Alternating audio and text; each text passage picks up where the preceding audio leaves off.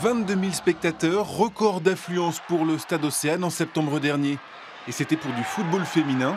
Les Bleus, eux, sont à la mode et leurs supportrices ne se contentent pas de rester en tribune. Elles jouent aussi. À Ménil-Esnard, un club 100% filles s'est monté cet été, le premier en Haute-Normandie. Ici, les rôles sont inversés. C'est une copine qui joue là? Oui, c'est ma compagne avec les cheveux grises, les arroses. D'habitude, c'est plutôt les filles qu'on voit attendre les garçons sur le bord du terrain. Elle m'attend quand je joue, donc j'attends quand je joue. Ce sont des anciens du FC Rouen, le club phare dans la région, qui ont décidé de faire sécession pour que la lumière et les budgets ne soient plus pour les garçons. Pas de section féminine donc, mais un club à part entière, le FC féminin Rouen Plateau Est.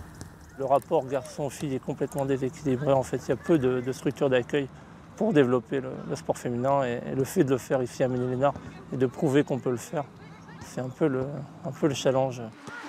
Un challenge que tout le monde n'a pas envie de relever. Ici à Grand Quevilly, on n'a vu passer que 3 filles en 5 ans. Alors pas question de leur laisser un vrai vestiaire. Ils sont réservés aux 19 équipes masculines. Et non, il n'y a pas de place pour les filles parce que nous, on est à peu près 45 à 50 éléments pour cette catégorie-là. Donc il n'y a pas la place pour les filles. C'est le club des frères de Chloé. Elle aussi a joué, plus jeune, mais à partir de 15 ans, impossible d'être dans une équipe de garçons. Alors cette passionnée se contente d'entraîner. J'aimerais qu'il y ait une équipe féminine et je ferai partie de cette équipe, mais pour l'instant, c'est prévu.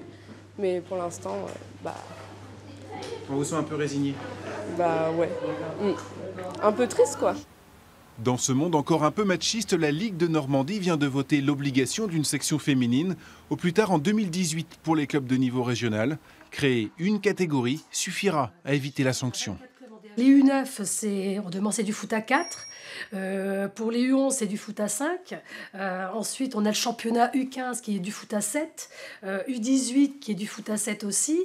En senior, on propose et à la fois du foot à 7 et du foot à 11. Donc je pense qu'on ne demande pas au club d'avoir, je dirais, 20 joueuses, mais d'avoir des petites, une école de foot à peu près de 10 petites au sein du club.